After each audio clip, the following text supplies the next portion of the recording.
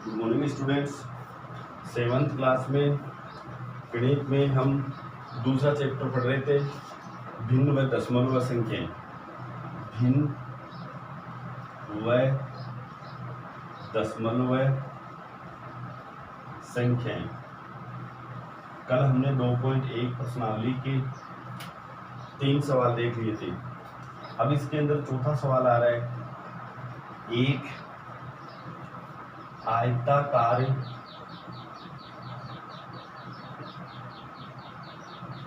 कागज की लंबाई 12 सहित 1/2 सेंटीमीटर है और चौड़ाई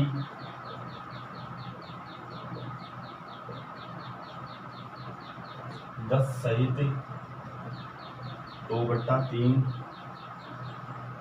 सेंटीमीटर है। कागज का परिमाप ज्ञात करना है। कागज का परिमाप ज्ञात कीजिए। अच्छा प्रश्न है, इसको हल करेंगे तो ध्यान से देखिए। देखो, सबसे पहले आयताकार की बात होती है तो आयत का परिमाप पूछ रहा है आपसे। कागज का परिमाप पूछ रहा है ना, कागज है वो आयताकार है तो आयत का परिमाप आपको सबसे पहले आप लिखोगे कागज की आयताकार कागज से आयताकार कागज की लंबाई बराबर लिखोगे 12 सहित 1/2 सेंटीमीटर। तो आयताकार कागज की चौड़ाई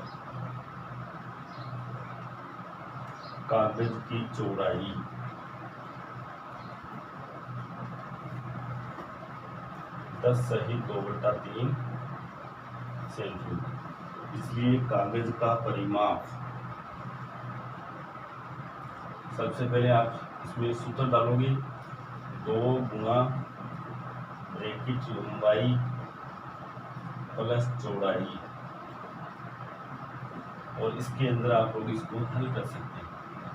2 गुणा लंबाई है हमारे पास 12 सहित 1/2 प्लस 10 सहित 2/3। उसके बाद में हल कर लो इसको आराम से। 12 दूनी 24 और 1 25/2 हो जाएगा, प्लस 10 या 30 और 2 32/3 हो जाएगा। इस तरह से आप लोग यहाँ तक हल कर लोगे। उसके बाद में आप लोग इनका एलसीएम लोगे 2 और 3 का। तो 2 और 3 का लघुत्तम लेके मैं आपको समझा रहा हूँ। यहाँ पे 2 का भाग दिया, इसमें नहीं जाता, 3 का दिया, इसमें नहीं। 2 गुणा 3 हो जाएगा 6। तो यहाँ पे देखिए, अब आगे इधर देख लीजिए, 2 गुणा इसका लघुत्तम 6 आएगा। 2 का भाग 6 में दिएगा 3 आएगा। 3 को 25 से गुणा करेंगे तो 75 आएगा। बीच में प्लस लगा दीजिए। और अब 3 का भाग देंगे 6 में तो 3 दूनी 6, और 2 को हम लोग 32 से गुणा करेंगे तो 64। यहाँ से हम आगे 2 गुणा इन दोनों को जोड़ दीजिए 139/6। तो यहाँ से इसको काट दीजिए, कैंसिल कर दीजिए। अब 139 में आप 3 का भाग दीजिए तो ये आएगा 3 चौक 12, 3 6 18, 1 बच गया 46 सहित 1/3 सेंटीमीटर। उस कागज का परिमाप यानी चारों तरफ की माप उसकी 46 सहित 1/3 सेंटीमीटर आएगा। ये इसका आंसर होगा। उसके बाद में अगला सवाल भी ऐसा ही है, ध्यान से देखिए, इसको उतार लें आराम से। और अगला सवाल करवा रहा हूं मैं आपको।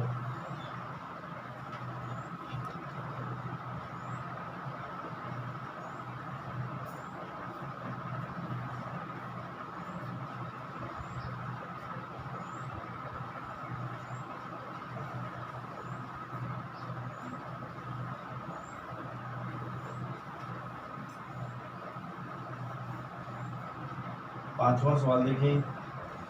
दी गई आकृति में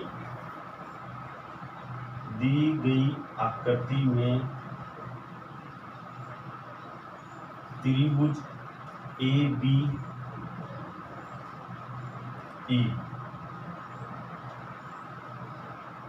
ये पहला है और दूसरा भी इसी में है। आयत BCDE का परिमाप ज्ञात कीजिए। किसका परिमाप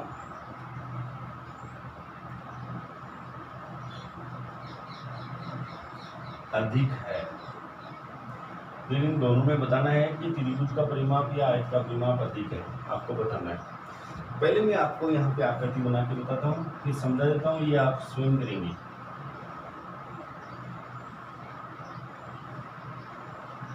इस तरह से अब यहाँ पे इसका नाम है ABCDE।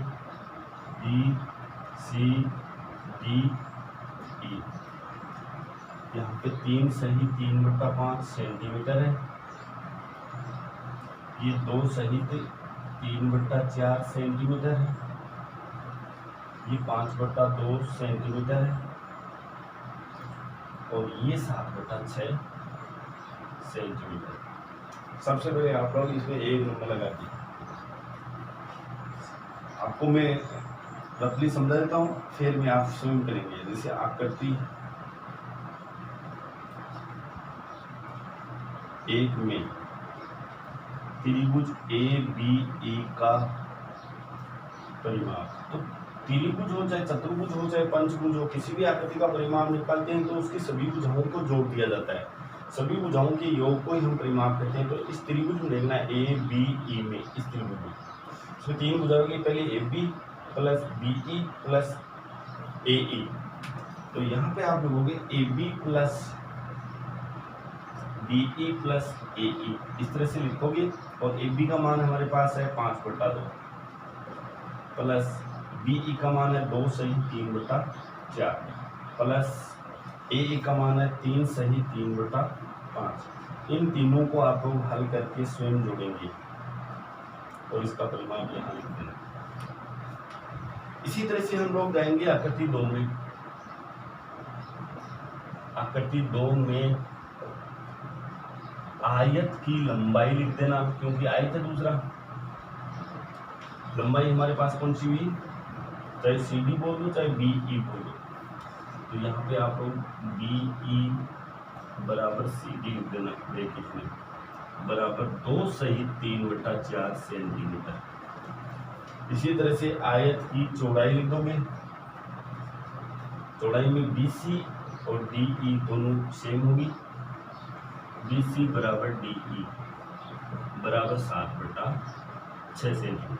उसके बाद में इस आयत का परिमाप निकालोगे जिस तरह से हमने पीछे वाला सवाल किया है, 2 इंटू लंबाई प्लस चौड़ाई।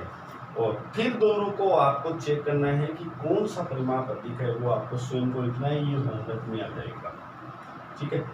उसके बाद में हम लोग देखते हैं अगला सवाल, छठा सवाल अपनी बुक में दिया हुआ है, वो देखिए। सलीम ए की तस्वीर को, छठा सवाल है, सलीम एक तस्वीर को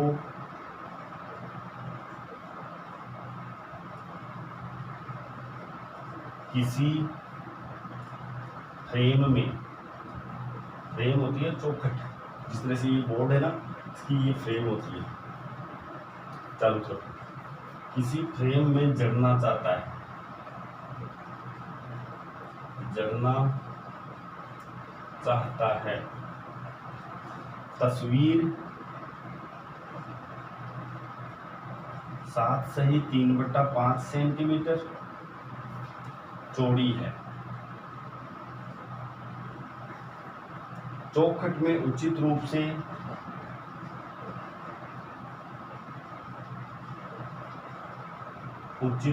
से जड़ने के लिए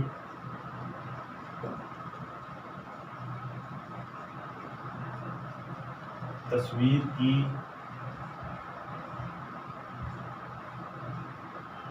चौड़ाई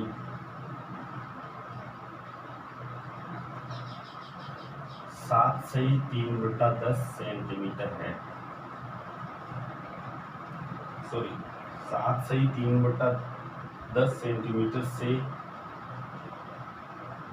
ज्यादा नहीं हो सकती।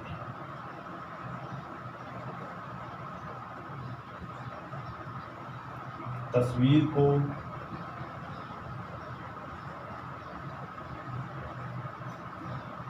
कितनी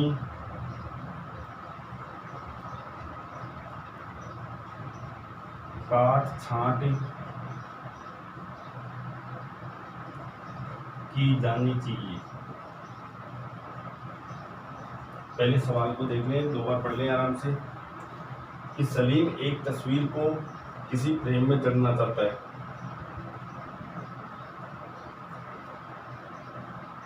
फ्रेम जो तस्वीर है उसकी चौड़ाई है 7 से 3/5 सेंटीमीटर तथा चौखट में उचित रूप से जड़ने के लिए तस्वीर की चौड़ाई 7 से 3/10 सेंटीमीटर से ज्यादा नहीं हो सकती। 7 से 3/10 से ज्यादा नहीं। तस्वीर को कितनी काट छांट करनी पड़ेगी। तो यहाँ पे इस सवाल को ध्यान से देखिए कि उस तस्वीर की चौड़ाई तो 7 से 3/10 है और तस्वीर है वो 7 से 3/5 सेंटीमीटर चौड़ी है और इससे ज्यादा उसकी चौड़ाई नहीं होनी चाहिए 7 से 3/10 से। तो आपको यहाँ पे क्या करना है, सबसे पहले तस्वीर की चौड़ाई लिखिए। आप हल लगा के लिखेंगे तस्वीर की चौड़ाई बराबर 7 से 3/5 सेंटीमीटर। उसके बाद में ये तस्वीर की चौड़ाई, तस्वीर के चौखट की चौड़ाई है ये,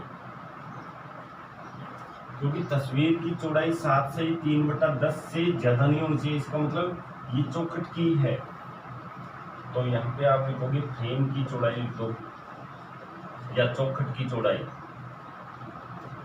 बराबर 7 से 3/10 सेंटीमीटर। दोबारा समझे सवाल को कि तस्वीर है वो 7 से 3/5 सेंटीमीटर चौड़ी है, जबकि जो चौखट है उसकी चौड़ाई 7 से 3/10 ही है। इसका मतलब यहाँ पे तस्वीर ज़्यादा चौड़ी है तो हमें तस्वीर को थोड़ा सा काटना पड़ेगा। तो यहाँ पे इसलिए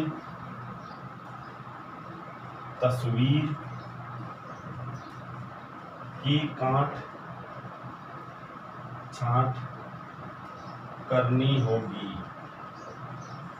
बराबर 7 सहित 3/5 में से आपको घटाना है 7 से 3/10। इसको हल करके देखें, इसको मिटा देते हैं।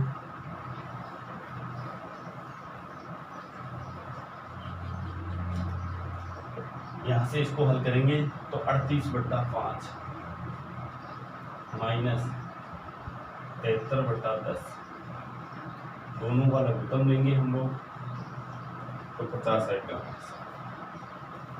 उसके बाद में 5 का भाग 50 में दिया 10, तो 10 को 38 से गुणा करेंगे 380 माइनस 10 का भाग 50 में दिया 5, 5 को हम 73 से गुणा करेंगे, 5 दिया 15, 7 में जो 35 रहे 36, 365 माइनस करेंगे तो 5 1 15/50 15/50। उसके बाद में ये 5 से कैंसिल हो रहा है, 5 दिए 15 और 5 10, 3/10 सेंटीमीटर उसको काटना पड़ेगा, तस्वीर को काटना पड़ेगा, क्योंकि तस्वीर है वो चौड़ी है ज़्यादा और फ्रेम है उससे थोड़ी सी छोटी रह गई है, तो आपको तस्वीर को काटना पड़ेगा। इसको आप लोग उतार लीजिए। उसके बाद में मैं एक सवाल आपको और यहाँ पे होमवर्क के लिए देता हूँ, उसको स्वयं करेंगे।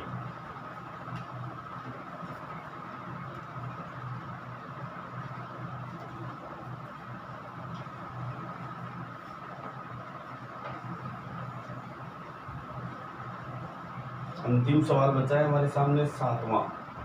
उसके बाद में 2.1 कंप्लीट हो जाएगी। 7वां सवाल है, यहाँ पे नोट कर लें, ये स्वयं करेंगे। रितु ने एक सेब का 3/5 भाग खाया। और शेष सेब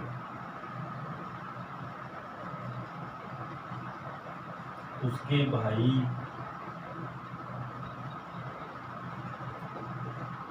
सोमू ने खाया।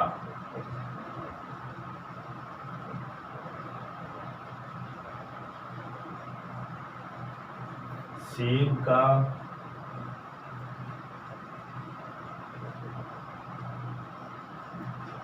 कितना भाग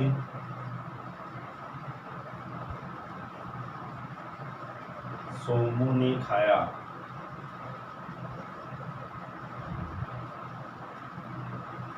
किसका हिस्सा अधिक था और कितना अधिक, कितना अधिक।